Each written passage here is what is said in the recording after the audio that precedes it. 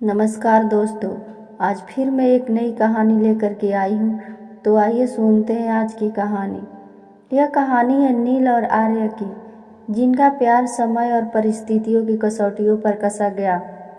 नील एक प्रतिभाशाली चित्रकार था, जिसके हाथों में रंगों को मिलाने की जादूगरी थी, और आर्य एक मुक्त आत्मा, जिसने संगीत की मधुर धुनों में अपनी आत्मा को गढ़ा था।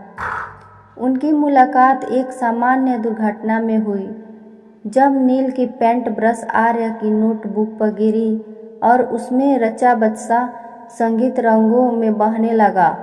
प्यार ने धीरे धीरे अपने पंख पसारे और नील और आर्य ने साथ मिलकर संगीत और कला की एक नई दुनिया को जन्म दिया। लेकिन कहानी में तब मोड़ आया जब आर्य को पता चला कि उसे विदेश में एक संगीत कार्यशाला के लिए चुना गया है। नील, जो अपने चित्रों में आर्य को ही चित्रित करता था, नील के लिए यह एक बड़ा झटका था। वह जानता था कि आर्य का जाना उनके प्रेम की परीक्षा होगी। कई महीने बीत गए और आर्य ने विदेश में संगीत की अपनी शिक्षा को गहराई से अपनाई।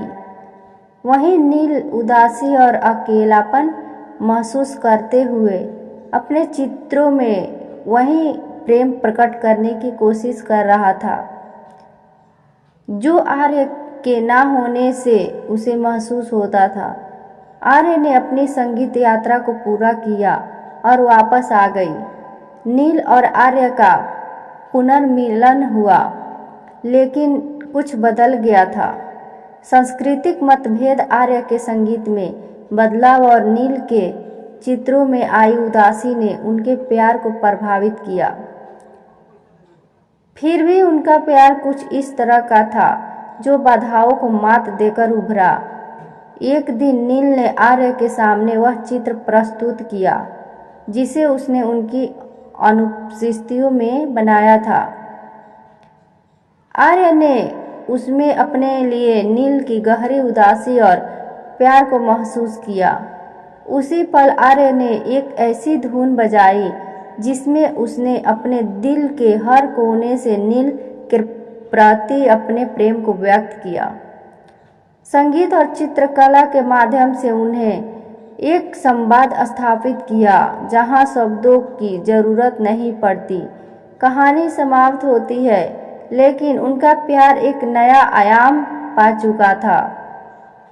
एक ऐसा प्यार जो उनकी रचना, उनके संगीत और उनके चित्रों में अमर हो गया था। प्यार की अधूरी दास्तान, एक अमर प्रेम कहानी केवल एक कहानी नहीं, एक एहसास है जो प्रेमियों को प्रेरित करता है कि सच्चा प्यार कभी अधूरा नहीं होता, चाहे कितनी भी परिस्थितियां कैसी भी हो।